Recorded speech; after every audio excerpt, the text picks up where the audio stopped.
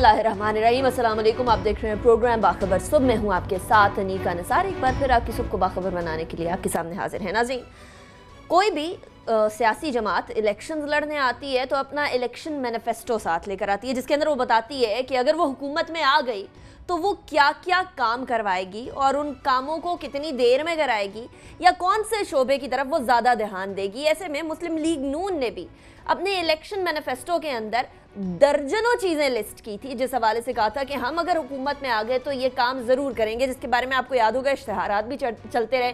Load shedding के मामले पर रोशन पाकिस्तान बनाएंगे, सड़कों का जाल बिछाएंगे, इस तरह की बहुत सारी चीज़ें थी। हेल्थ सेक्टर के बारे में कहा गया, लेकिन वो जो दर्जनों वादे थे या दावे थे सियासी मंशूर के अंदर, उसमें से आधा दर्जन ही पूरे हुए हैं। ज़रा इस पर बात करते हैं, लेकिन उससे पहले मैं अपने पैनल का तारुफ करवाऊंगी। मेरे साथ मौजूद है राव खालिद साहब, एडिटर रोजनामा 92 न्यूज़। बहुत शुक्रिया राव साहब ज्वाइन करने के लिए। सोहेल इकबाल भट्टी साहब हमारे साथ मौजूद हैं, एनालिस्ट हैं। बहुत शुक्रिया सोहेल साहब ज्वाइन करने के लिए। सोहेल साहब, ये दर्जनों यानी दर्जनों का मतलब 89 टोटल मैनिफेस्टो के अंदर पॉइंट्स थे, उसके अंदर से 6 पॉइंट्स 7.5 दर्जन 7.5 दर्जन एग्जैक्टली। लेकिन बुनियादी तौर पर मुस्लिम लीग नून ने जब 2013 में वफाक के अंदर हुकूमत बनाने का इन्हें मौका मिला, तकरीबन 13 साल बाद ये मरकज़ के अंदर इक़्तिदार में आए, तो उस वक्त बड़ी एक प्लानिंग थी और उसके बाद पाकिस्तान पीपल्स पार्टी का दौर गुजरा था, बदउनवानी, करप्शन और बहुत से मसाइल और चैलेंजेस का सामना था। तो जब 2013 के इलेक्शन कॉन्टेस्ट कर रहे थे तो जो मुस्लिम लीग नून ने अपने इंतखाबी मंशूर पेश किया था, उसके अंदर अवाम की ज़िंदगियों को बदलने से मुतल्लिक, मुल्क की मौशी सूरत हाल को बेहतर बनाने से मुतल्लिक बुनियादी तौर के ऊपर 89 उसके अंदर उन्होंने वादे किए थे या अपने मंशूर के अंदर अहदाफ मुकर्रर किए थे। उसके बाद मुख्तलिफ इदारे ऑन एंड ऑफ मीडिया भी हम मुख्तलिफ इशूज़ के हवाले से हम टेकअप करते हैं कि आपने तवानाई की सूरत हाल हो, माशी सूरत हाल हो, हुकूमत उस तरह से वो अहदाफ हासिल नहीं कर पाई।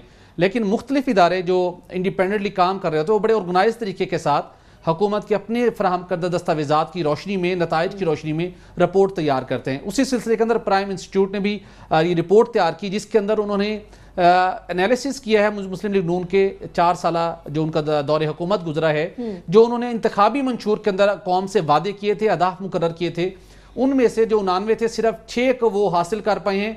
और वो 6 अहदाफ भी उस रिपोर्ट के अंदर बताया गया, जिसके अंदर आगे हम तफसील बताएंगे।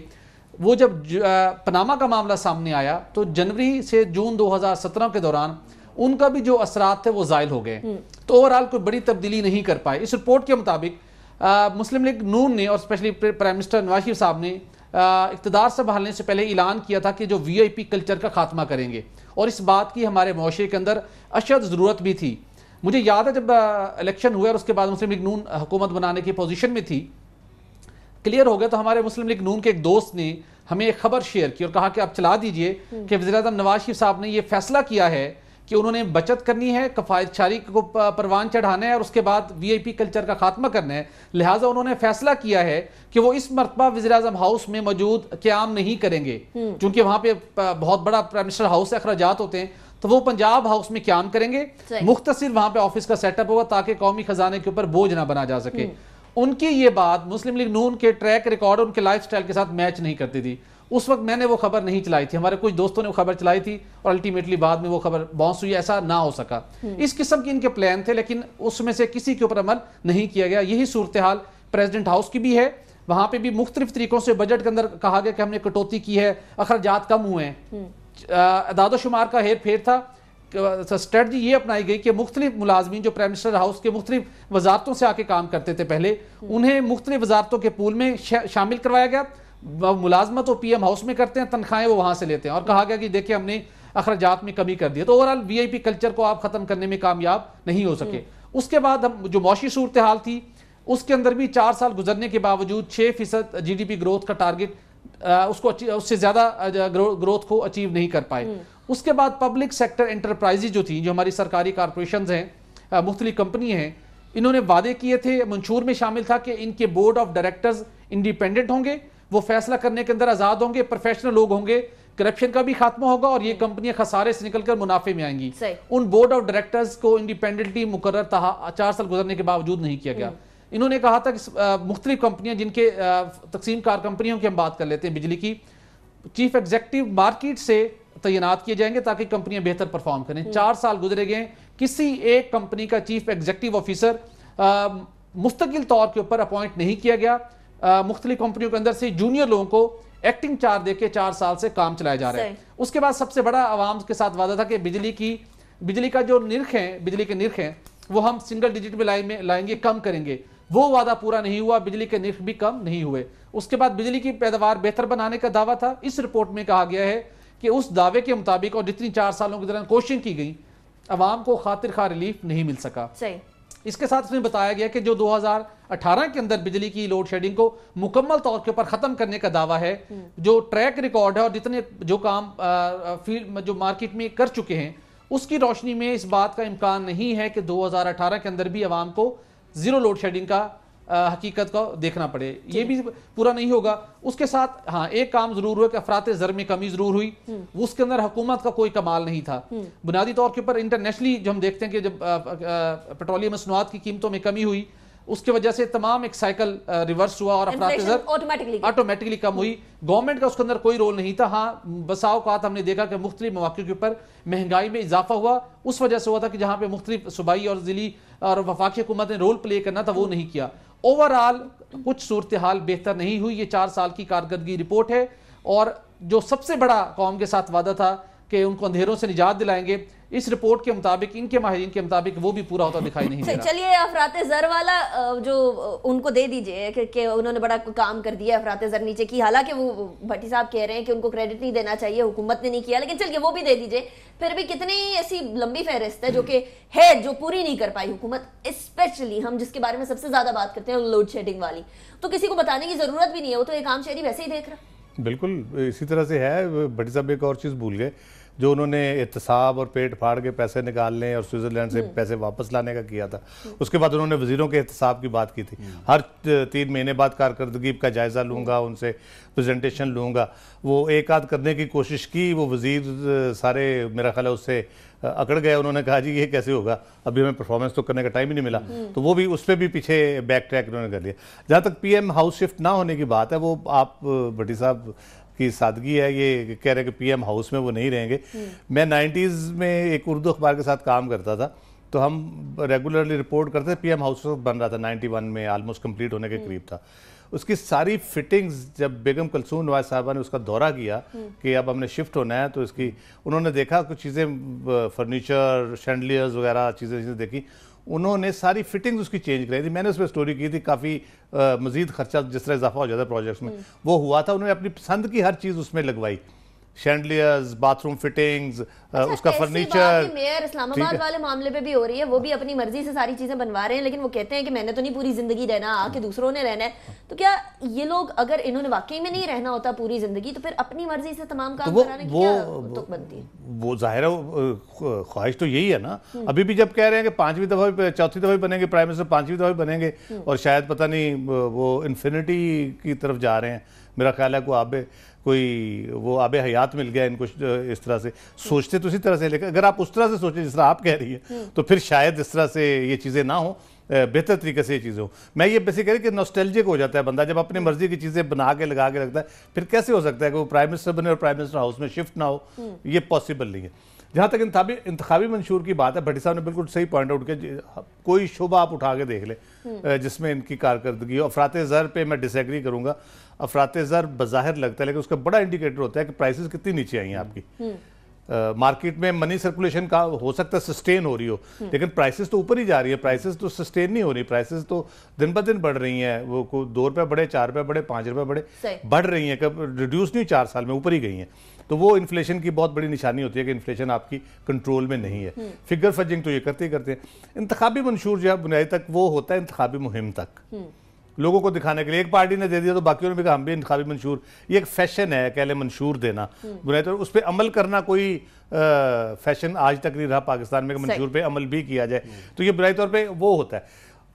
अब मंशूर देने के बाद जब हुक्मरान बन जाते हैं, हुकूमत में आ जाते हैं, उसके बाद जो रवैया इनका होता है, अवाम तो दूर की बात, मंशूर और अवाम तो दूर की बात, जो पार्लियामेंटेरियन उनकी एक्सेस खत्म हो जाती है हुक्मरानों तक। तो वो कौन सा मंशूर, क्या अमल दरामद, वो तो एक लारा देना होता है इलेक्शन के 20, 30, 40 दिनों में, वो दे के उसके बाद आ जाते हैं। पूछे आप प्राइम मिनिस्टर से कोई सवाल कर ले कि आपके मंशूर के बुनियादी नुकात क्या थे, ये किसी लीडर से कर ले। ऐसे इकबाल साहब मेरा ख्याल है वो बड़ा काम करते रहे मंशूर बनाने पे, बड़ी तकरीरें भी करते थे प्रेस कॉन्फ्रेंस, उनसे पूछ ले आपके मंशूर में क्या क्या चीज़ें थी, प्रोमिनेंट फीचर्स बता दें उसके, नहीं बता सकेंगे, क्योंकि उनका मकसद ये नहीं होता कि उस मंशूर पे अमल दरामद किया जाए। ठीक है, मंशूर पे अमल दरामद करने के लिए विल चाहिए होती है, और विल के लिए डेफिनेटली तमाम चीज़ें, तमाम पाथ सीधे हो रहे होने चाहिए। और सीधे पाथ की बात की जाए तो फवाद हसन फवाद साहब की बात कर लें, उनके बारे में बड़ी बातें की जाती थी कि वो सही डगर पर नहीं है, यानी वो उस तरह से काम नहीं करते जिस तरह एक स्टेट के एम्प्लॉय को करना चाहिए, ऐसे काम करते हैं जैसे वो किसी के ज़ाती एम्प्लॉय हैं।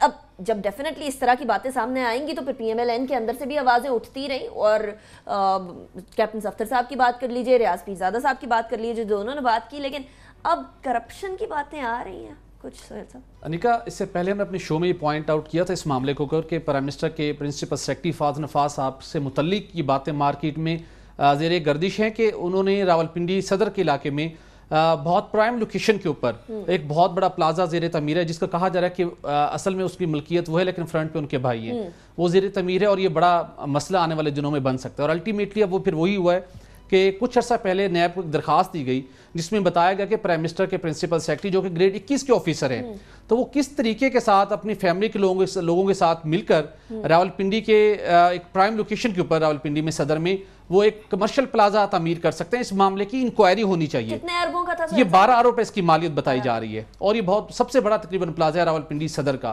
तो ये सबके लिए कंसर्न था कि प्राइम मिनिस्टर का प्रिंसिपल सेक्रेटरी फवाद जो इतने ताकतवर हैं, जिनकी जो फैसला साजी के अंदर जिस तरीके से काम करते हैं, तो ये बड़े कंसर्न था सबके लिए कि वाकई ऐसा हो सकता है कि शायद उन्होंने जितने उनके पास इख्तियारात हैं, जिस तरीके से वो मुख्तलिफ इदारों को वो डायरेक्टली रन करते हैं, तो कहीं उन्होंने अपने इख्तियारात का गलत इस्तेमाल करते हुए कुछ ऐसा ना किया हो। लेकिन चेयरमैन नैब साहब की भी आफरीन है, दरखास्त उन्हें मसूल हुई, लेकिन उन्होंने कहा कि इसके ऊपर इंक्वायरी, इसकी कंप्लेंट वेरिफिकेशन करना भी मुमकिन नहीं है। उन्होंने उसके ऊपर कोई रिस्पॉन्स नहीं दिया एप्लीकेंट को। उसके बाद इस्लामाबाद हाई कोर्ट में अब दरखास्त दायर की गई जिसमें फवाद नफास साहब को, उनके भाई वकार हसन को और उसके साथ चेयरमैन नैब को फरीक बनाया गया है। और इस पिटीशन में बताया गया है इसी हवाले से कि फवाद नफास साहब ने अपनी आमदन से ज़ायद असासे बनाए हैं, अपने इख्तियारात का गलत इस्तेमाल किया है। और उसके साथ ये भी बताया गया कि टेक्सला लाहौर के अंदर भी कुछ हाउसिंग सोसाइटीज़ थी, वहाँ पर भी इन्होंने कुछ अपने इख्तियारात को यूज़ करते हुए वहाँ पर पैसा बनाया है। उसके बाद जो पिंडी के कमर्शियल प्लाजे का मामला है, सबसे बड़ा कंसर्न ये है कि इस मामले की तहकीकात होनी चाहिए। हाई कोर्ट नैब को ये डायरेक्शन दे कि उनके भाई इतनी बड़ा एक प्लाजा बना रहे हैं और फवाद नफास साहब की मुबैना तौर के ऊपर उनकी सपोर्ट के साथ, उनकी फैसिलिटेशन के साथ ये सब काम हो रहा है। इस मामले की इंक्वायरी होनी चाहिए। अब इसके ऊपर आगे देखते हैं कि हाई कोर्ट किस तरीके से डायरेक्शन देती है नैब को, ये नहीं। लेकिन उसके बाद ये जो इल्जामात सामने आए हैं, इनकी कुछ पोजीशन इसलिए भी बनती है कि कैप्टन रिटायर्ड सफदर साहब प्राइम मिनिस्टर के दामाद हैं, वो खुद प्राइम मिनिस्टर हाउस में रहते हैं। कैप्टन रिटायर्ड सफदर साहब ने भी, हमें याद है कि असेंबली के अंदर उन्होंने फ्लोर ऑफ द हाउस के उन्होंने कहा था कि जो फवाद नफास साहब हैं वो जिस तरीके से इख्तियारात का इस्तेमाल करते हैं, वो बदउनवानी करते हैं, करप्शन करते हैं, उनके खिलाफ कार्रवाई होनी, उन्होंने ये आवाज़ उठाई थी। उसके बाद वफाकी वजीर बैनुल सूबाई राब्ता रियाज हुसैन पीरजादा साहब ने भी ये इल्जामात उठाए थे भरपूर तरीके के साथ कि फवाद नफास साहब करप्शन के बड़े मामलात में मुलविस हैं। तो किसी आम अफसर के खिलाफ कोई एक वफाकी वजीर, ये कैप्टन रिटायर्ड सफदर साहब, जिनकी एक अपनी एक हैसियत है, जिन्हें मुख्तलिफ मामलात की समझ बूझ है, वो ऐसे आवाज बुलंद नहीं कर सकते। तो कुछ ना कुछ गड़बड़ यहाँ पर जरूर है, जिसकी वजह से मामला आहिस्ता आहिस्ता बढ़ रहा है। और ये बड़ा हैरान कुन होगा कि जिस मुल्क के प्राइम मिनिस्टर के खिलाफ भी लंदन के फ्लैट्स और जायदादें बनाने से मुतल्लिक अभी इंक्वायरी हुई है, उसका फैसला महफूज है, फैसला आना है, उनके प्रिंसिपल सेक्रेटरी के ऊपर भी जायदादें बनाने का इल्जामात हैं और उसकी तहकीकात का मुतालबा किया जा रहा है। इसके साथ उन्होंने एक और काम किया जो इख्तियारात का इस्तेमाल करते हैं। सेक्रेटरी अपने, उन्होंने खुद 15 कॉमन के हैं, अपने 15 कॉमन के एक उन्होंने दोस्त को, जिनका नाम असद अहयाउद्दीन है, उन्होंने ग्रेड 20 के ऑफिसर हैं, अभी ग्रेड 21 के में लेकिन इनका नाम रिकमेंड हुआ है। उन्होंने इंचार्ज सेक्रेटरी एस्टेब्लिशमेंट डिवीजन तैनात कर दिया प्राइम मिनिस्टर से मंजूरी हासिल करके। 2 सीनियर एडिशनल सेक्रेटरी थे जो उनसे सीनियर थे, जिनमें ताहिर हुसैन साहब थे और रिजवान अहमद साहब थे। उन्होंने बतौर प्रोटेस्ट एस्टेब्लिशमेंट डिवीजन छोड़ दिया है। उन्होंने मुख्तलिफ वजारतों में अपना तबादला करवा लिया है। सैयद ताहिर शहबाज जो सेक्रेटरी एस्टेब्लिशमेंट थे, वो वफाकी मुंसिफ तैनात हुए थे, उनकी वजह से यह ओहदा खाली हुआ था। तो फवाद नफास साहब तमाम तर प्रेशर और तमाम तर सूरत हाल के बावजूद अपने इख्तियारात का उसी दबंग स्टाइल से इस्तेमाल करें। सुप्रीम कोर्ट के हुक्म की भी ये खिलाफ वर्जी है कि आप एक जूनियर अफसर को सीनियर को बाईपास करते उसे आप इंचार्ज सेक्रेटरी ग्रेड 22 की जो पोस्ट है उसके ऊपर तैनात कर दें। अच्छा, जनरली ये कहा जाता है कि अगर कोई भी बाकी ममालिक के अंदर अगर कोई भी शख्स अपने हैसियत से ज्यादा असासे बना ले तो उसके ऊपर फौरन, आप बाकी हमसाया इंडिया को देख लीजिए, बाकी ममालिक को देख लीजिए, ऐसे ममालिक नहीं जो तरक्की याफ्ता, इवन तरक्की पजीर ममालिक के अंदर भी इस तरह से होता है कि फौरी तौर पर उसकी इंक्वायरी की जाती है। कितने सालों से ये मामला चल रहा है, कितने अरसे से ये मामला चल रहा है। 12 अरब रुपए का प्लाजा कोई छोटी बात तो नहीं, और सदर के इलाके के अंदर कोई किसी ने आंखों पे पट्टी बांधी हो तो नजर ना आए, अदरवाइज तो सबको पता होगा। लेकिन राव साहब, ये जिस तरह वजीर आजम साहब कहते हैं उनको गिफ्ट मिल गए, बहाना तो ये भी कर सकते हैं कि उनको भी गिफ्ट मिल गया। बिल्कुल, मैं यही कहने वाला था कि ये मुशर्रफ दौर में एक स्कीम चली थी कि जो सरकारी मुलाजिम थे उनको कहा गया था कि आप 5 साल की छुट्टी लेके एलपीआर तो लॉन्ग लीव लेके आप किसी भी और जगह पे काम करना चाहते, प्राइवेट सेक्टर में नौकरी करना चाहते कर ले। तो ये भी चले गए थे उस पे, और शायद किसी ऑयल एंड गैस कंपनी के साथ इन्होंने काम किया। वो एक छोटी कंपनी थी, एक बड़े एक बैंकिंग साइट की, एक स्टॉक मार्केट की, एक बड़े इन्फ्लुएंशियल ब्रोकर की कंपनी थी, उसमें मुलाजमत की थी और उन्हीं के बैंक से इस प्लाजे के लिए फाइनेंसिंग भी करवाई गई है। बस वो नेक्सस तो है। तो मैं सोच रहा था शायद उन्होंने कोई तेल का कुआं इनको दे दिया हो जिसमें से इतनी ज्यादा आमदन हो रही हो, और वो सारा, या फिर ये वो किसी अरबी शरबी को पीछे हो, वो भी कोई खत शत लेके दिखा देंगे ये सारा। देखिए, बातें बहुत सुनी जा रही थी जब से ये पंजाब में थे। शहबाज शरीफ साहब के दस्ते राज थे और बड़े एरोगेंट थे वहाँ पे भी। ये हेल्थ सेक्रेटरी थे मेरा ख्याल है, जब वहाँ पे हड़ताल हुई पहली, तो उन्होंने बड़ा रूडली और सारा बड़ा हैवी हैंड के साथ डील किया था सबको। उधर किसी की बात सुनने को तैयार है, जर्नलिस्टों को जवाब देने को तैयार नहीं होते थे। उधर बहुत इनका इस किस्म का यानी मिजाज तभी भी खैर उसी तरह से ही हैं, सिवाय उनके जो बहुत करीबी इनके हैं उनको शायद ये कुछ जवाब दे दें किसी जर्नलिस्ट को, अदरवाइज तो एक्सेस भी नहीं है किसी की इनके पास। तो ये बातें बहुत आ रही थी। ये पंजाब में दस्ते राज थे, पंजाब शहबाज शरीफ साहब के वहाँ पे ऑल इन ऑल थे, उस वक्त से आ रही थी कि ये कोई हाउसिंग सोसाइटी वहाँ पे बना रहे हैं सारा। यहाँ पे भी जब आए भट्टी साहब ने भी 2-3 दफ़ा जिक्र किया, ये सुनने में आ रहा था। अब ये बाकायदा एक जो है कल उसने दरख्वास्त दायर की है, परसों इस्लामाबाद हाई कोर्ट में 3 वकला ने मिलकर दायर किया, जिसका रिट नंबर है 2612, और वो इब्तदाई हियरिंग उसकी होगी, पता चल जाएगा। उसमें उन्होंने फवाद हसन फवाद, वकार हसन, चौधरी कमर और गुलजरी, ये इनके फ्रंट मैन कह लें या पार्टनर्स कह लें, उनको उन्होंने फ्रीक बनाया उसमें, जिसमें वाह का बेसिकली असल किस्सा वहाँ से शुरू हुआ है।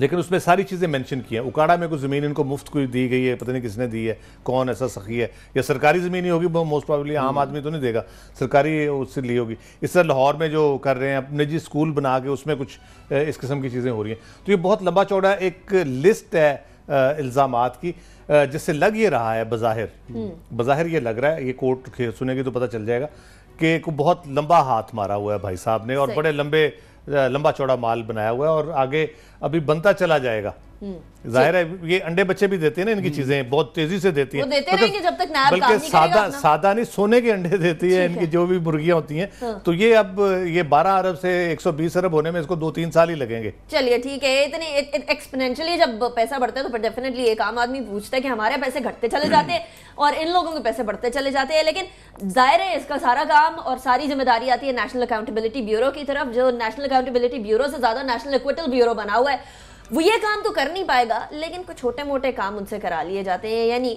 वजारत पानी और बिजली ने कहा है कि जी जिन लोगों ने बिजली के बिल नहीं दिए, जो ना दहिंदगान है, उनको जाकर पकड़िए। और ये करप्शन के मेगा स्कैंडल्स हैं, सबके सामने है, पहले आप जाके उनको तो पकड़ लें। ये ना दहिंदगान जो है इनकी बिजली काटना, बहुत सारे और सोल्यूशंस हैं, नैब को इन्वॉल्व करने की क्या जरूरत है? लेकिन मेरे ख्याल में नैब की जानिब से और चेयरमैन नैब की जानिब से गुज़श्ता काफ़ी अरसे से ये कैंपेन चलाई जा रही थी कि पाकिस्तान के अंदर करप्शन की शरह में कमी हो गई है। नैब ने बड़े मौसर इकदाम किए हैं और नैब करप्शन के खिलाफ जीरो टॉलरेंस की पॉलिसी पर गामजन है।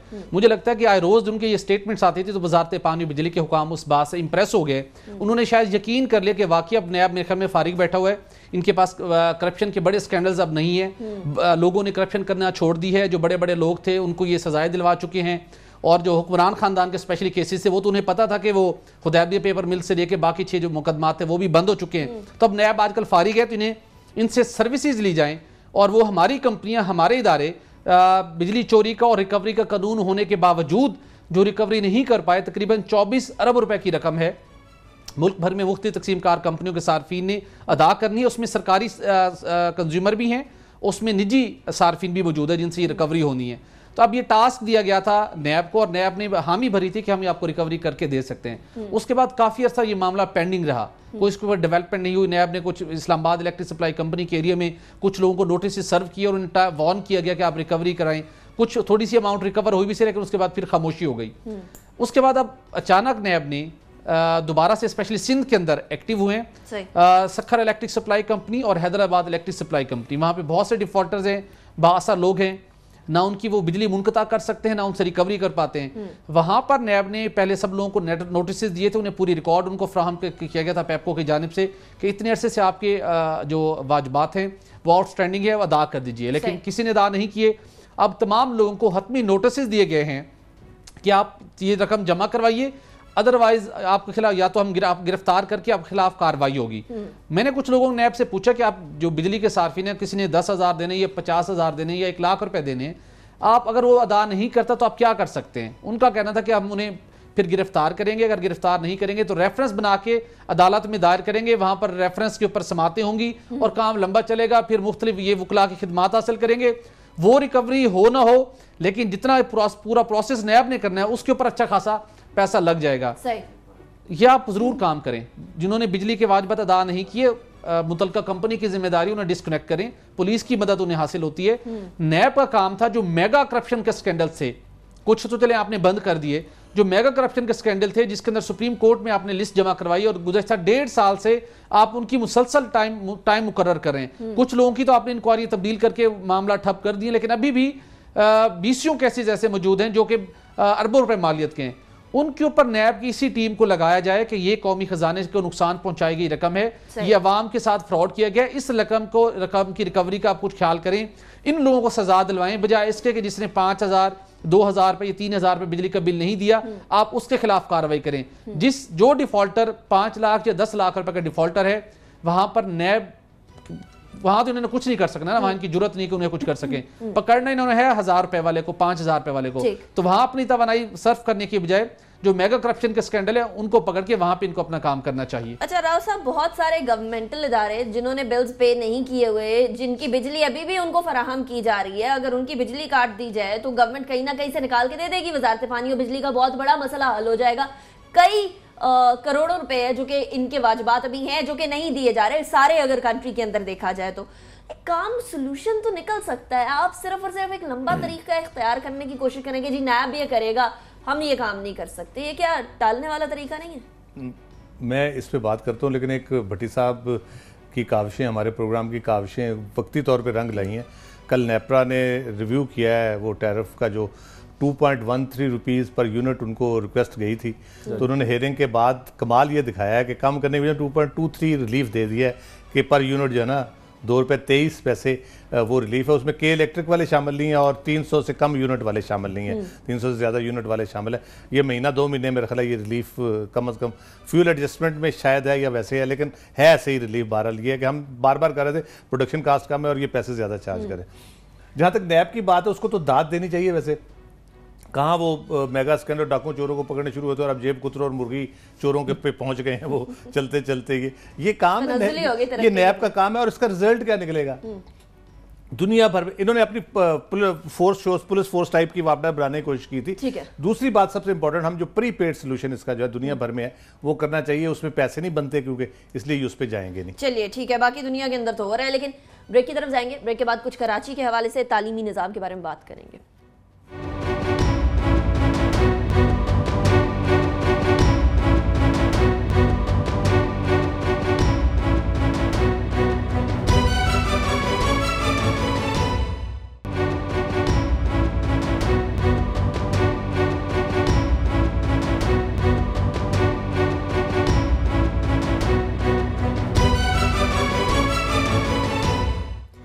Welcome back after the break. नाज़रीन, ब्रेक पे जाने से पहले कुछ तालीमी निज़ाम के हवाले से बात कर रहे थे, और कराची में तालीमी निज़ाम, जैसे मैं हमेशा कहा करती हूँ, किसी ज़माने में इसको किताबों का शहर कहा जाता था कि यहाँ के बच्चे जो हैं सिर्फ और सिर्फ किताबों के अंदर इन्वॉल्व होते हैं।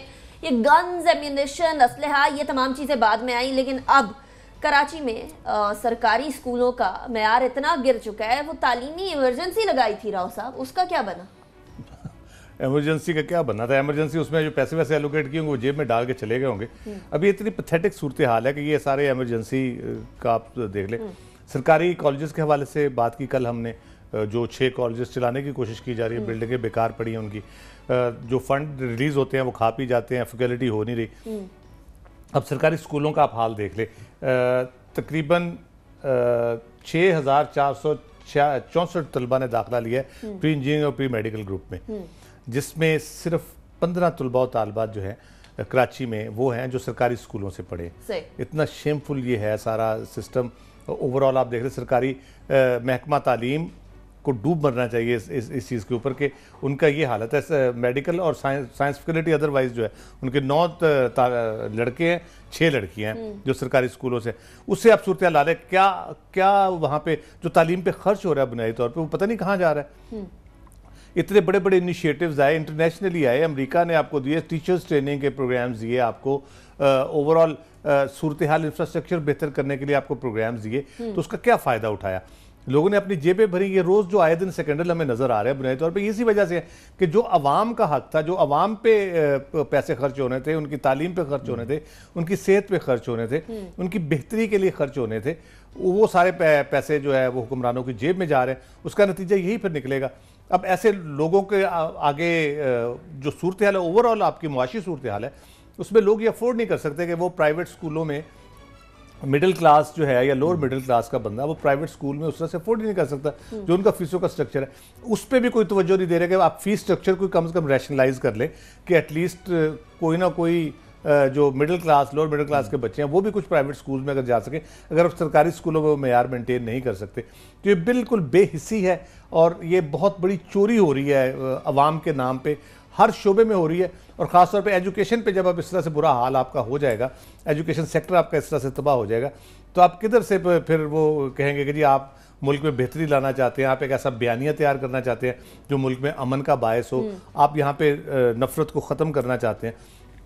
तो जब इतनी बड़ी क्लास डिवीजन होगी आपकी स्कूलों के हवाले से, सिलेबस के हवाले से, मयार के हवाले से, तो फिर आप किस तरह से वो जनरेशन पैदा करेंगे? जबकि हमारी इतनी ज़्यादा यूथ, 50% से ज़्यादा यूथ है हमारी, उसको आप इस तरह से बेयारो मददगार छोड़ देंगे, किसी शोबे में उनके लिए कोई अपॉर्चुनिटी नहीं होगी। पढ़ने से लेके नौकरी तक आपकी जॉब अपॉर्चुनिटी भी उस तरह से नहीं है, जॉब जनरेशन उस तरह से नहीं हो रही मुल्क के अंदर। तो आप किस तरह से इस सारी यूथ को ये कायल कर सकेंगे कि आप अगर कोई पढ़ भी गया तो यहाँ पे रहे, इस मुल्क में कंट्रीब्यूट करे?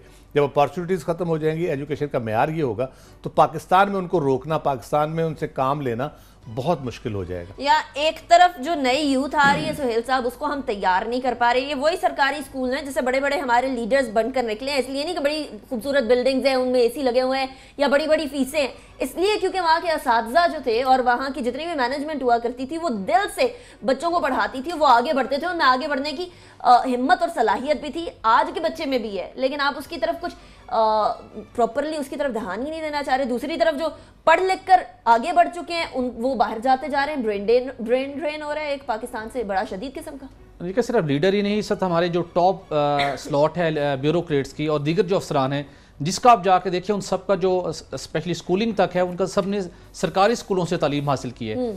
और उस वक्त क्या था, फंड्स का बल्कि शायद अब ज़्यादा फंड्स मुख्तस किए जाते हैं इन इदारों के लिए, लेकिन उस वक्त क्या था कि तलीमी जो निज़ाम था सूबों का, भले सूबाई हुकूमतों की बात करें, करप्शन का एलिमेंट वहाँ पर नहीं था। असातिज़ा से लेके और उन स्कूलों को चलाने वाले जो मुंतज़मीन थे उनके अंदर तलीमी निज़ाम के अंदर करप्शन के पार्ट नहीं था और सब दिल के साथ पढ़ाते थे और एक अपना फरीज़ा समझते थे, जिसकी वजह से ये सारी लॉट वहाँ से निकली।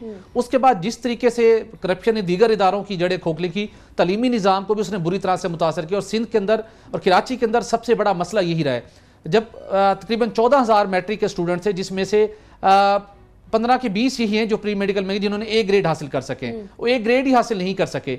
वहाँ पर एक तो जो तलबा मौजूद हैं उन्हें, गरीबों के बच्चे गरीब अब सरकारी स्कूलों में तालीम हासिल कर रहे हैं ना, ऊपर से करप्शन है, असातिज़ा पढ़ाने को तैयार नहीं है, जो फंड मुख्तस हुए हैं वो कुछ को लगाने को तैयार नहीं है, असातिज़ा गोश्त मुलाजमीन है, असातिज़ा गोश्त हैं। कराची में सिंध भर के अंदर ये एलिमेंट है, तो अल्टीमेटली उसी गरीब के बच्चे के ऊपर ही असर पड़ रहा है, जिसको वो सहूलियात जो सूबाई हुकूमत ने रियासत ने देनी थी वो नहीं फराम कर रही। और जो प्राइवेट स्कूल के अंदर जो जिनके बच्चों के वालिदैन अफोर्ड कर सकते हैं वो तो उनके लिए तो कोई मसाइल नहीं है, वो अच्छी तालीम भी हासिल कर रहे हैं, आगे भी बढ़ रहे हैं, आप तफरीक पैदा कर रहे हैं। मुझे नॉर्वे जाने का मौका मिला था, हमें उस वक्त एक स्कूल का विजिट करवाया गया। जो साहब हमारे साथ थे वो शेखपुरे से उनका ताल्लुक था, वहाँ नॉर्वे में सेटल थे, वहाँ बस ड्राइवर थे। तो स्कूल में हमें लेके गए तो उस वक्त बाय चांस उस वक्त जो स्कूल के अंदर डेस्क के ऊपर 3 बच्चे एक बैठे हुए थे इकट्ठे, उसमें से एक बच्चा उस बस ड्राइवर का था, उसके साथ वाली सीट के ऊपर बैठा हुआ नॉर्वे के प्राइम मिनिस्टर का बेटा था। ये मेरी अपनी आंखों देखा हाल है। और उन्होंने बताया कि यहाँ पर सबके लिए यकसा तालीम के मौके, और फिर वही लोग वो बच्चे फिर आगे बढ़ते हैं और वो कौमें भी आगे बढ़ती हैं। तो सिंध गवर्नमेंट के पास फंड्स भी मौजूद हैं और सरकारी इंफ्रास्ट्रक्चर आपके पास मौजूद है, सिर्फ आपको थोड़े डिसिप्लिन की जरूरत है, करप्शन का खात्मा करें और जो जिन असातिज़ा की भर्तियां की गई हैं उनको इंश्योर करें कि वो स्कूलों में हाजिर होकर बच्चों को तालीम दें जिनका फर्ज है। 4000 से जायद सिंध के अंदर सरकारी स्कूल बंद हैं। टारगेट था, तलीमी इमरजेंसी लगी हुई है, लेकिन अभी तक वो नहीं खुल सके गुज़श्ता 1.5 साल से। तो कोई थोड़े से सिंध के गरीब आवाम की हालत पर रहता है। कमिटमेंट वाला पैशन है। मैं ज़ाती तजर्बा को बता दूं, मेरे वालिद साहब हेडमास्टर थे हाई स्कूल के, तो 8th तक पता चल जाता था कौन सा स्टूडेंट ना कितना कमज़ोर है, अच्छा नहीं है। 9th और 10th में ABCD 4 क्लासेस होती थी। F क्लास स्पेशल बनती थी, जो नालायक स्टूडेंट्स होते थे उनकी अलग से क्लास एक बनती थी, और उसके लिए टीचर्स, मेरे वालिद साहब खुद क्लास लेते थे इंग्लिश और मैथ की, बाकी जो बेहतरीन टीचर्स होते थे स्कूल के वो उनकी क्लास लेते थे। At the end of the day 10th की जब रिजल्ट आता था, सबसे बेहतर उस क्लास की परफॉर्मेंस होती थी, और उस स्कूल का रिजल्ट 13 साल वहाँ पे रहे, सबसे जो कम रिजल्ट आया था उसका 10th का बोर्ड का रिजल्ट वो 97% था। अगर टीचर की कमिटमेंट, टीचर्स की कमिटमेंट हो तो वो कैसे नहीं हो सकता। और यहाँ तालीमी निज़ाम का यह हाल है कि अक्सर असातिज़ा को जो रखा हुआ है उनको खुद प्रॉपरली लिखना पढ़ना नहीं आता। ये हाल है, अपनों को नवाजने और पॉलिटिकल भर्तियां करने के चक्कर में हमने अपना तालीमी निज़ाम का बेड़ा गर्क कर दिया है। उसके आवे का आवा ही बिगड़ा हुआ है, सही कहाँ से करना स्टार्ट करें का ये गुत्थी सुलझने का नाम नहीं ले रही। लेकिन ये डेफिनेटली सरकारी स्कूल्स हैं, इसके अंदर एक आम शहरी का बच्चा पढ़ता है, एक गरीब का बच्चा पढ़ता है, किसान का बच्चा पढ़ता है। अमीरों को क्या मालूम इस मामले पे। किसानों की बात कर रहे हैं तो अगले टॉपिक की तरफ भी बढ़ते हैं और हुकूमत की किसानों की तरफ भी जरा ध्यान की बात कर लेते हैं। खाद सस्ती देनी थी, हुकूमत ने वादा किया था, लेकिन वो वादा क्या हो जो पूरा हो जाए। जिस तरह हुकूमत के बाकी वादे उसी तरीके से ये वादा भी पूरा हो रहा है। सोहेल साहब, देखिए ये बड़ी परेशान कौन सूरत हाल बनती जा रही है। हुकूमत ने किसानों को सस्ती खाद फराहम करने के लिए फेडरल गवर्नमेंट ने सब्सिडी का ऐलान किया। पहले 156 रुपये फी बैग सब्सिडी थी, फिर उसको कम करके 100 रुपये किया गया। लेकिन सिस्टम क्या होता है जो सब्सिडी का, इसके अंदर बहुत से लोगों ने करप्शन भी की है। कुछ केसेस को मैंने खुद ऑब्जर्व किया है। सब्सिडी के नाम के ऊपर किसानों को उस तरह से वो बेनिफिट नहीं मिल पाता, लेकिन उसके बावजूद फिर भी 60-70% किसान इससे बेनिफिट उनको मिलता है। हुआ यहाँ पर यह है कि जब आप कोई भी कंपनी कारखाना है खाद तैयार करने वाला, जब वो तैयार करके जो मार्केटिंग कंपनी मार्केट में लेके आती है, गवर्नमेंट एक नोटिफिकेशन जारी करती है कि आपकी लागत ये है। फॉर एग्जांपल एक बोरी की कीमत 1500 रुपये है, तो आपने किसान को 1400 रुपये की देनी है। 100 रुपये जो आपकी बोरी की कीमत कम हो रही है, हुकूमत आपको ये पे करेगी। उस नोटिफिकेशन के मुताबिक मार्केट के अंदर यूरिया खाद सेल होती रही।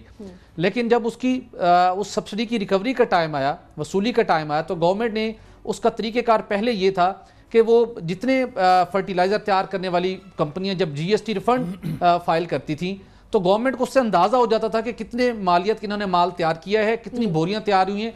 उस तनासब से 100 रुपये फी बोरी सब्सिडी पे कर दी जाती थी। अब अचानक इन्होंने सारा मामला तब्दील कर दिया है, प्रोसेस ही तब्दील कर दिया है, कीमत भी तब्दील की, लेकिन जो सारा प्रोसेस तब्दील किया, कीमत तब्दील की, उसका रिवाइज नोटिफिकेशन जारी नहीं किया, जिसकी वजह से मजमूई तौर पर फेडरल गवर्नमेंट के जिम्मे 20 अरब रुपए के साथ वाजबात हैं जो फर्टिलाइजर खाद तैयार करने वाली कंपनी को नहीं मिल पा रहे। पहले उन्होंने गवर्नमेंट को रिमाइंडर भिजवाए उनकी एसोसिएशन की जानिब से कि 20 अरब रुपए के वाजबात हो चुके हैं। कुछ दिनों के लिए उन्होंने यूरिया खाद की सेल रोकी भी सही, लेकिन फिर किसानों की बुआई का टाइम उस वक्त आ रहा था, उन्होंने उसको दोबारा शुरू कर दी। लेकिन अब दोबारा उन्होंने गवर्नमेंट को वार्निंग दी है, लेटर अरसाल किए हैं कि अगर आपने हमारी जो 20 अरब रुपए की पेंडिंग सब्सिडी है वो आपने हमें क्लियर ना की तो हम यूरिया खाद की सेल रोक देंगे, किसानों के लिए बहुत से मुश्किलात बनेंगे। और उसके साथ जो आपने तरीक़ेकार तब्दील किया है सब्सिडी की वसूली का, और जो आपने रेट रिवाइज किया है, उसका नोटिफिकेशन होने चाहिए कानूनी तौर के ऊपर, ताकि हमें पता हो, हमारे पास मौजूद हो, अगर हम सस्ते दाम के ऊपर खाद सप्लाई कर रहे हैं तो उसकी हमें रिकवरी भी होनी है। लेकिन अब वजारत ख़जाना और वजारत नेशनल फूड सिक्योरिटी की बुनियादी तौर पर जिम्मेदारी है। वजारत ख़जाना के अंदर जो इस वक्त हालात चल रहे हैं, जो उनकी मसरूफियत है, एक जानिब तो उन्होंने मुल्क की मौशियत की सूरत हाल को भी देखना है, रुपए की कदर अचानक बढ़ जाती है और उसके साथ पनामा SCCP के सारे मामला भी चल रहे हैं, तो वो इस जानिब तवज्जो नहीं दे पा रहे। तो इनको थोड़ी सी तवज्जो देनी चाहिए। वफाकी वजीर national food security Sikandar boson साहब खुद एक बड़े किसान हैं, उन्हें पता है कि थोड़ी सी अगर इसकी यूरिया खाद की सप्लाई मुतासिर हुई तो किसानों को कितना डेंट पड़ेगा। और फिर मार्केट के अंदर जो आप 100 रुपये फी बोरी सस्ती देने की कोशिश कर रहे हैं, उसकी कीमत के अंदर 300 से 400 रुपये का इजाफा हो जाएगा, ब्लैक मार्केटिंग स्टार्ट हो जाएगी। अभी से इनको इस सिचुएशन को टेकअप करना चाहिए, जो उनके लेजिटिमेट क्लेम है वो उनको पे करने चाहिए, और जो आपने कीमत और प्रोसेस रिवाइज किया है उसका एक नोटिफिकेशन कर दें, ताकि उसके मुताबिक स्मूथली ये पूरा सिस्टम चलता रहे। राव साहब, जैसा मैं हमेशा कहती हूँ, नोटिफिकेशन जारी करना हुकूमती इदारों के अंदर बड़ा मुश्किल काम है। मुश्किल काम बता रहे हैं सोहेल साहब। देखिए, मुश्किल काम तो नहीं है, लेकिन आप देखें कि जहाँ किसी गरीब मेहनत का किसान की बारी आती है तो ये अजीबोगरीब किस्म के मसाइल आपको देखने को मिलते हैं। बड़े डिफरेंट किस्म की सिचुएशन आपको नज़र आती है। जहाँ पे बड़े प्रोजेक्ट्स की बात होती है, बादशाह सलामत के वो मर्जी की कोई चीज़ बननी होती है, वहाँ पे नादरशाही हुक्म जारी होता है और पलक झपकते ही सब कुछ हो जाता है। आप देख ले, सेहत के मामले में देख ले, तालीम के मामले में देख ले, गरीबों के इमदादी प्रोग्रामों के हवाले से देख ले, स्कैंडलों से भरी पड़ी है। लोग जाली क्लेम निकाल के ले जाते हैं। वो हमने वेलफेयर फंड की बात की, उसमें लोग पैसे निकाल के ले गए, जाजिया लेते रहे। इसी तरह से सेहत और तालीम के शोबों में जिस किस्म के स्कैंडल सामने आ रहे हैं, और बहुत से शोबों में इस तरह के, जहाँ आम आदमी को कोई ज़रूरत होती है, आम आदमी के लिए जो चीज़ें ली जाती हैं वो मुश्किल से ही उस तक उसका फ़ायदा पहुँच पाता है। इसमें भी क्योंकि किसान को फ़ायदा होना है, हमारी बदकिस्मती है कि ज़रूरी मुल्क में इस किस्म की सूरत हाल पैदा हो रही है, बार बार पैदा हो रही है। बीजों की बात हो, खाद की बात हो, जब गंदम आती है बारदाना लेने की बात हो, इतनी बुरी हालत हुई होती है। गंदम पड़ी पड़ी ज़ाया हो जाती है खेतों में। एक अंधेरी आ गई, एक बारिश हो गई, उसके जब कटाई का मौसम उसका आया होता है तो उसका तो बिल्कुल पूरा साल की मेहनत, 6 महीने की मेहनत उसकी ज़ाया हो जाती है। इस तरह कपास की सूरत हाल है। कपास के ऊपर आप स्पोर्ट प्राइस है नहीं आपकी, आप उसको ज़्यादा पैदा हो गई तो उसको प्राइस नहीं मिलनी, कम पैदा हो गई तो वो मिडल मैन जो है वो सारा प्रॉफिट को उसमें से खा जाता है। तो ये बुनियादी तौर पे एक बड़ा सिस्टमेटिक तरीके से चीज़ों को ठीक करने की ज़रूरत है। आपने सब्सिडी दी है, सब्सिडी आपने अनाउंस की है, तो आप ट्रांसफ़र क्यों नहीं कर रहे आगे? उस पर एक और बड़ी बुनियादी बात है, कुछ नए प्रोजेक्ट्स लगे थे जिस पे स्पेशल गैस पे उनको स्पेशल 10 साल का रिलीफ दिया गया है। उनको तो वैसे ही कहना चाहिए उन फैक्ट्रियों को कि आप रेट जो है वो उस हिसाब से रखें, जितने हम आपको इस पे रिलीफ दे रहे हैं वो आप ट्रांसफ़र करें आगे, उसका कम से कम 50% तो कम से कम ट्रांसफ़र करें आगे। रिलीफ किसी को है, किसी को नहीं है, प्राइस एक ही चल रही है सबकी। प्रॉफिट इसका मतलब उसका डबल हो जाता है, एक फैक्ट्री का दूसरी का कम हो जाता है। इनकी आपस में भी खींचातानी लगी हुई है फिर मुख्तलिफ फैक्ट्रीज की कि उनको रिलीफ मिला हुआ है तो वो कम प्रोडक्शन कास्ट है, वो प्रॉफिट ज़्यादा कमा रहे हैं, हमें रिलीफ नहीं मिला हुआ, हम कम प्रॉफिट कमा रहे हैं। तो ये इनकी आपस की लड़ाई भी है, उसको भी एड्रेस करने की जरूरत है। उससे ये ज़्यादा आसानी हो जाएगी आपको सब्सिडी के मामला में। जब गवर्नमेंट एक कमिटमेंट करती है उसको पूरा करना चाहिए। उन्होंने अगर नोटिफिकेशन करें, उन्होंने अगर पैसे सब्सिडी के फैक्ट्रीज को ट्रांसफर करने हैं तो वो ट्रांसफर करें, या गैस की प्राइस जो उनसे लेनी है उनको कह दे कि जी ये प्राइस में एडजस्ट कर ले आप जो सब्सिडी है, तो वो मसला हल हो जाएगा। चलिए, मसला एक और हल करने की जरूरत है। वो मसला हमने कल भी डिस्कस किया कि ऑयल टैंकर्स के मालिकान और ऑयल मार्केटिंग कंपनियों ने गठजोड़ करके ओगरा और पेट्रोलियम मिनिस्ट्री के अगेंस्ट खड़े हुए हैं, सिर्फ इसलिए कि ओगरा और वजारत उनको ये कह रही है कि किसी तरीके से अपने जो ऑयल टैंकर्स गैर मयारी और इंटरनेशनल स्टैंडर्ड्स पे नहीं उतरते, इनको दुरुस्त करिए, नहीं तो एक्शन होगा। लेकिन अब कुछ लगता है कि वो ब्लैकमेल को एहतजाज, उनकी तमाम चीज़ें काम कर रही हैं। सोहेल साहब, एग्जैक्टली नहीं, गुज़श्ता रोज़ हमने इसी सूरत हाल को हाईलाइट किया था कि ऑयल टैंकर्स और ऑयल मार्केटिंग कंपनियों की मिली भगत के साथ एक उन्होंने स्ट्रेटजी बनाई है कि जो अब ओगरा स्टैंडर्ड्स के मुताबिक कंप्लायंस को इंश्योर करने की कोशिश की जा रही है उसको नाकाम बनाया जाए, ताकि नाजायज़ मुनाफाखोरी का सिलसिला जो है वो जारी रहे। अवाम की हादसात अगर मुस्तकबिल में दोबारा हों, अवाम की जान जाती है तो जाए, लेकिन उन मेयारात के ऊपर अमल दरामद नहीं करना।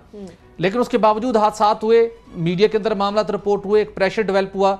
ओगरा ने भी अपने उन रूल्स को स्ट्रिक्टली इंप्लीमेंट करवाने का फैसला किया और गुज़श्ता हफ्ते उनकी टीम कराची पहुंची।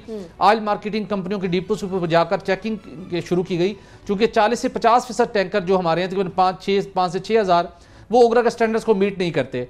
अब इन तमाम लोगों ने, कंपनीज ने और टैंकर्स मालिकान ने मिलकर हड़ताल का जुज़वी तौर के ऊपर शुरू किया। एक ग्रुप ने ऐलान कर दिया, एक ने कहा हम नहीं कर रहे, लेकिन अल्टीमेटली गुज़श्ता 2 दिनों के दौरान उन्होंने पूरे मुल्क के अंदर सप्लाई को डिस्टर्ब करने में वो कामयाब जरूर हो गए। जब ये सिचुएशन डेवलप हुई तो वजारत पानी बिजली के अंदर भी ये मामला हुआ, सेक्रेटरी पेट्रोलियम ने राब्ते किए, अब यही लग रहा था कि ये घुटने टेकने को तैयार है, उन्हें कहेंगे ठीक है आप सप्लाई बहाल कीजिए, क्योंकि गवर्नमेंट खुद पहले बड़ी मुश्किल सिचुएशन से दो चार है। पूरी अगर ये तरसील का सिलसिला रुकता है तो पूरे मुल्क के अंदर क्योस क्रिएट होगा, मुश्किलात बढ़ेंगी, तो अब जैसे तैसे तो इनको चलाएं। सही। हमने पहले भी अपने प्रोग्राम में ये मामला उठाया था कि ओगरा ने कुछ नई रिकमेंडेशन भी दी थी कि जो भी टैंकर्स हो, एक तो वो ओगरा स्टैंडर्ड्स को इंश्योर करें, उसके साथ हर टैंकर के ऊपर 2 ड्राइवर्स होने चाहिए और उसके ऊपर एक लॉग बुक होनी चाहिए। एक ड्राइवर 8 घंटे ड्राइव करे, फिर उसको रेस्ट मिलना चाहिए, फिर दूसरा ड्राइवर हो। लेकिन इन कंडीशंस को कोई मानने को तैयार नहीं है। वो कहते हैं जी कि आप अगर आपने ये करना है तो हमारे मुनाफे के अंदर मजीद इजाफा कीजिए। सार्फिन से, ऑयल मार्केटिंग कंपनीज कहती हैं कि सार्फिन से हमें ज्यादा मार्जिन वसूल करने की इजाजत दीजिए ताकि हम आगे टैंकर्स उन मालकान को मुंतकिल कर सकें। अब सिचुएशन बड़ी मुश्किल बनी हुई है। इनको ये चाहिए था, जिस तरह हमने पहले कहा था, कि आप मुख्तलिफ मराहिल में इस मामले को टेकअप करें। आप उनको एक टाइम दें कि इतना टाइम पीरियड है, इसके अंदर आपके जो 4 से 4,500 ऑयल टैंकर्स हैं उनकी अपग्रेडेशन करवाएं। जो नहीं करेगा उसके बाद कंपनी के ऊपर, कंपनी के खिलाफ कार्रवाई होगी। उसके बाद जो ड्राइवर्स की कंडीशंस है, जो उनके ड्राइविंग आवर्स की बात है, वो भी आप सॉफ्टली इंप्लीमेंट करवाए। आपने अचानक वहां पे क्रैकडाउन करवाया, उसके बाद अब वो उन्होंने सारा निजाम चोक करने को तैयार है। अब उन्होंने इनको वजारत पेट्रोलियम की ये कोशिश है और उन्होंने कहा भी है कि हम ठीक है आपके मार्जिन को भी रिवाइज करेंगे, फिल वक्त आप जो हड़ताल है वो ख़त्म कर दें और ताकि ये निज़ाम चलता रहे। अब एक अजीब सी कैफियत बनी हुई है कि आपने जिन चीज़ों के ऊपर अमल दरामद करवाना था, जो लोग खिलाफ वर्जी कर रहे थे, उन्हीं के हाथों आप ब्लैकमेल हो रहे हैं। तो इस मौके के ऊपर कोई कंप्रीहेंसिव स्ट्रेटजी बनाएं, उनको टाइम लाइन दें जिसके अंदर उन तमाम लूप होल्स को वो फिल करें और उसके बाद मुस्तकबिल में अगर कोई वायलेशन करे तो फिर उसके खिलाफ सख्त कार्रवाई हो और उस ऑयल टैंकर को मुस्तकिल तौर के ऊपर रोड पे आने पर पाबंदी आयद की जाए। और एक इंपॉर्टेंट पॉइंट ये है, आने वाले सालों के अंदर हमारे यहाँ पेट्रोलियम मसनूआत की खपत में और इजाफा होगा। हमारा टैंकर्स के ऊपर कराची से पेशावर तक, गिलगित बल्तिस्तान के ऊपर तक पेट्रोलियम मसनूआत की तरसील का 50-60% इन्हिसार है। दुनिया भर के अंदर इतनी लंबी जब ट्रैवलिंग होती है, पाइपलाइन के थ्रू की जाती है, कॉस्ट भी कम होती है। हमारे पास हाई डीजल की तरसील के लिए एक मामूली मिकदार की एक पाइपलाइन मौजूद है कराची से साहिवाल तक। फौरी तौर के ऊपर 4 साल पहले खकान अब्बासी साहब ने कहा था अभी तक कुछ नहीं किया। हमें पेट्रोल के लिए भी, हाई स्पीड डीजल के लिए भी टैंकर्स के ऊपर इन्हिसार कम करते हुए पाइपलाइन बिछानी चाहिए। अवाम को फायदा होगा, लागत कम आएगी और हादसात भी कम हो गए और हमारी जो रोड्स के ऊपर, शाहराहों के ऊपर हमारी डैमेज हो जाती है वो भी नहीं आएगा। तो इनको इस सोल्यूशन पे जाना चाहिए। लेकिन राव साहब वो परमानेंट सोल्यूशन है, आपने अगर नोट किया हो तो ये परमानेंट सोल्यूशन की तरफ कोई भी हुकूमत कम जाती है, टेम्पररी सोल्यूशन की तरफ ज्यादा जाती है ताकि वो बताया जा सके कि देखिए हमने इतने साल के अंदर इतना काम कर लिया और अब तो 1 साल रह गया इस हुकूमत का, क्या ये हुकूमत करेगी। और दूसरी बात आफरीन है वैसे ऑयल मार्केटिंग कंपनियों पे भी कि वो कह रहे हैं हम सारिफीन को ये जितना भी हमारा खर्चा हो रहा है मुंतकिल कर लें, आपकी बेसिक रिस्पॉन्सिबिलिटी है, आप साइन ना करते या तो इस चीज़ पर, अब आपने साइन कर लिया तो बेसिक रिस्पॉन्सिबिलिटी पूरी करें। बिल्कुल। देखिए मैं बार बार माफियाज की बात करता हूँ, अगर हम इसको थोड़ा डीपली प्रोव करें तो आपको पता चलेगा ये ट्रांसपोर्ट और गुड्स ट्रांसपोर्ट, ये 2 माफियाज ने मिलकर आपके रेलवे का बेड़ा गर्क किया।